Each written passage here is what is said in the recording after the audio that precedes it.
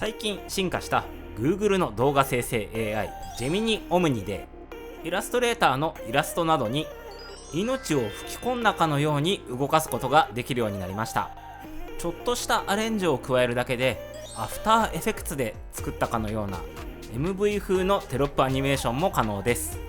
これ実は画風を崩さないためのハイブリッド型の作り方をしているんですが、その辺も含めて紹介していきたいと思います。こんにちは、専門学校講師のいられさんです。今回はいられで作った静止画に AI を使って命を吹き込んでいきたいと思います。そこで今回使うのがジェミニオムニです。これはジェミニの最近のアップデートで追加された機能で、要するに動画生成の能力がパワーアップしたっていうことなんですね。で、どこまで使えるのかを検証していき、そこから分かったうまく使うための法則を共有していきたいと思います。この動画を見ることでジェミニオムニの基本的な使い方から実際どんなアニメーションを作ることができるのか、そしてこの AI の弱点、その弱点を踏まえた上でよりクオリティを上げるための使い方について紹介していきます。これからの時代に必要な AI ハイブリッド型のスキルを身につけたい方は必見の内容となっていますので、ぜひ最後までご覧ください。と、ここで本編の動画に入る前に、いつもこの動画を見てくださっている皆さんにお願いがあります。このチャンネルは YouTube 登録者数10万人を目指しています。最近は未登録の方も多いようです。できれば私も銀の盾が欲しいので、チャンネル登録何卒よろしくお願いいたします。それでは本編です。瞬きをする簡単な動き。はい、それではジェミニオムニで瞬きをする簡単な動きをやっていきたいと思います。使用するのはプロプランのジェミニです。で、プラスのメニューから動画を作成を選ぶと、それがもう自動的にジェミニオムニになっています。で、使用する画像がこちらです。Adobe ストックからダウンロードしてきたモナリザのイラストです。すごく可愛い感じですよね。イラストレーターで作成されています。で、このイラストをドラッグ&ドロップで登録しまして、プロンプトを入力していきます。添付したイラストのデザインを変えずに自然に1回から2回瞬きするだけの短いアニメーションにしてください。顔の輪郭、髪型、服、赤いバラ、背景は変えずに目以外は大きく動かさないでくださいというプロンプトになっています。まあ最初なんであまり大きく動かさない簡単なプロンプトで生成してみたいと思います。これが今回の中で一番簡単なプロンプトという位置づけです。といってもこういうシンプルな動きだからこそ使いやすいんじゃないかなというところで生成してみたんですが、どうなるでしょうか。はい、それではできたようです。楽しみですね。再生してみたいと思います。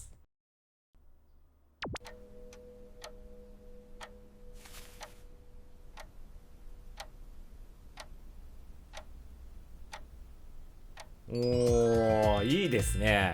大体思った通りのものができました。このチクタクという時計の音もジェミニが作ってくれました。ちょっともう一回見てみたい感じですね。強いて言うならここまで大きな動きじゃなく、ただただ瞬きするようなイメージだったんですけれども、ほぼイメージ通りって感じですね。ということでこの簡単なプロンプトは成功いたしました。で、ちなみにどれぐらいで使用制限がかかるのかも測っていきたいと思います。使用量が 0% から始めて、今が 24%、 動画1本で 24% 使用するようです。じゃああと3本ぐらい作れるのかな。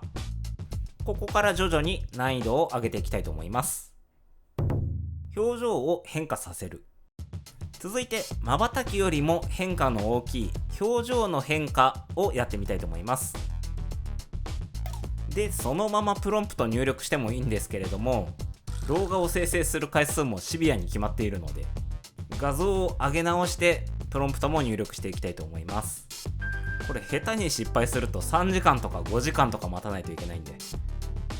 で、プロンプトはコミカルな表情変化をつけてくださいということで書かれています。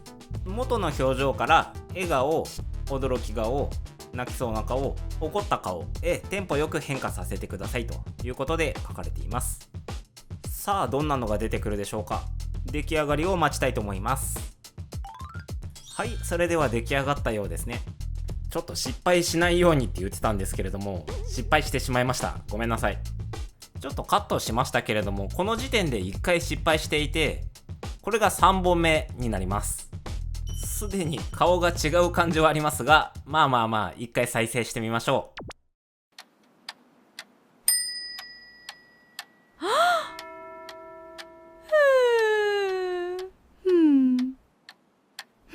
そうですね、動画の狙いとしてはその通り。最初のイラストからは独自の要素が増えてしまったので、ある程度雰囲気は変わるかなというふうには思ってましたけれども、別人にまではなってないかなという許容範囲かなという気持ちもあります。で、1本失敗してしまったので使用量が 76% になりました。3本動画を作って 76% 消費ってことですね。で、もう1本ぐらいいけると思っていたんですが、動画の生成自体できなくなっているんで、ここからあと3時間待ちということになります。ということで気長にやっていきたいと思います。はい、それでは3時間待ちました。長い。では続いてこのモナリザに小物を追加して変身させてみたいと思います。プロンプトはちょっと長めなので、かいつまんで説明すると、メガネをかけてから帽子をかぶってバラの花束を手に持つという内容になっています。このプロンプトの内容としてはどんどん関係のないものが増えていくので、このモナリザの世界観を保ったまま新しいものを追加することができるのかっていうところですね。ということで出来上がりました。だいぶモナリザから離れてきましたけれども、再生してみたいと思います。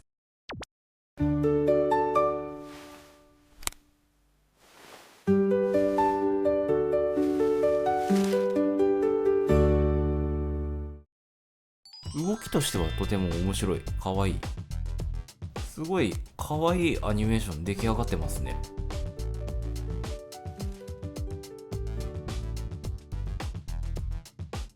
すごいいいですね。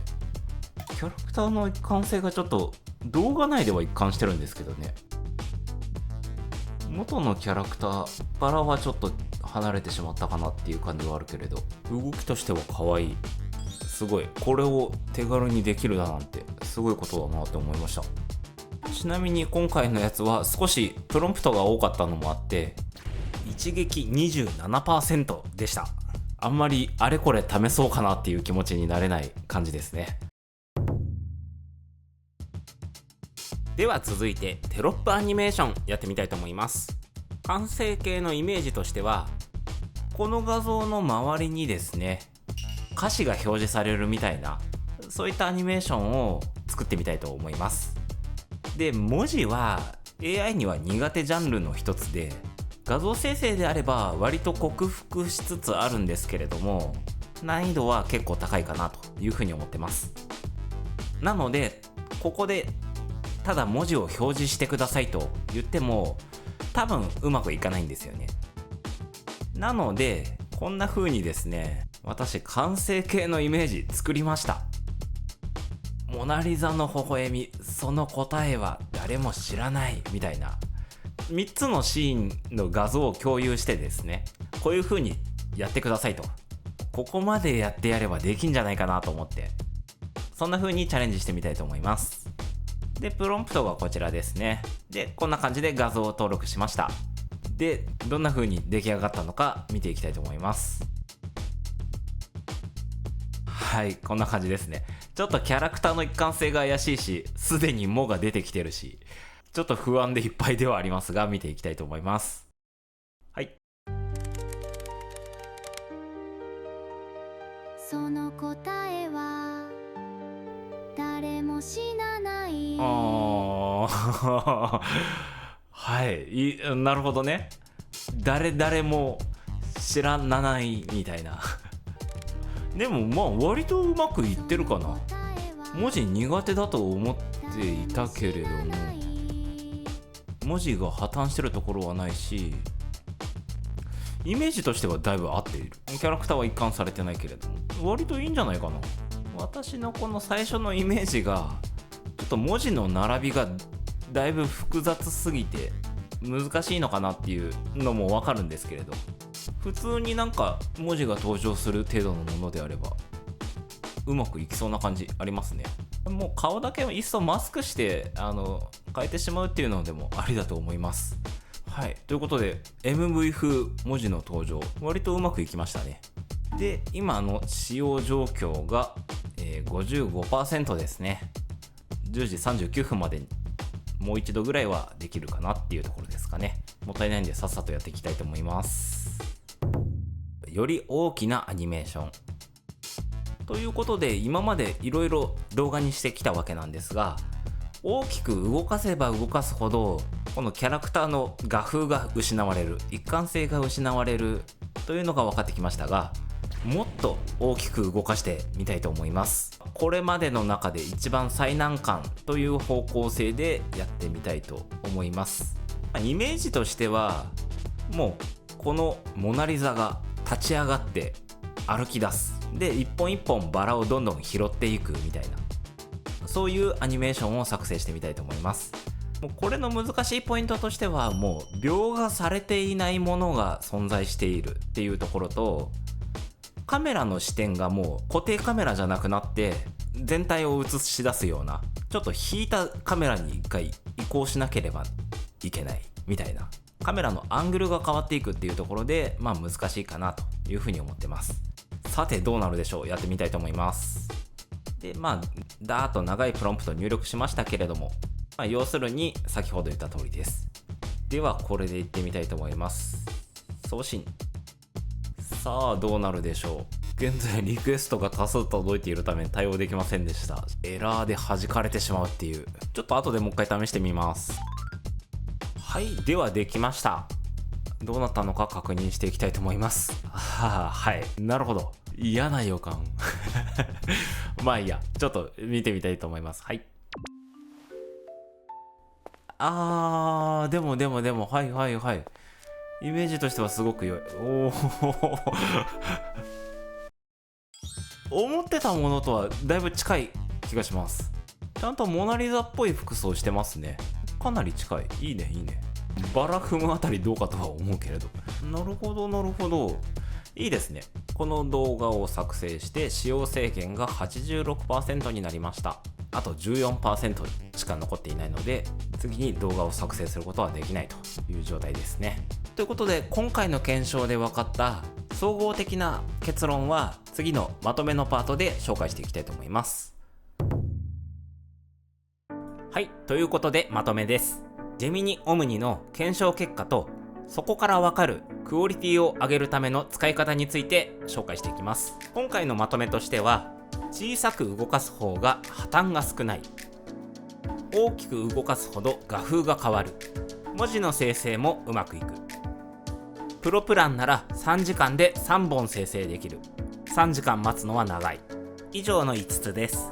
で、皆さん一番気にするポイントだと思うんですけれども、画風が変わってしまうっていう点、これは私の見解では捉え方の問題なのかなというふうに思っていて、画風が変わることに関しては人間のアニメーターさんにお願いしても結局その人の画風が現れてくるわけなので、 AI に頼もうが人間に頼もうが画風は変わるというのが現実的な考え方なんですよね。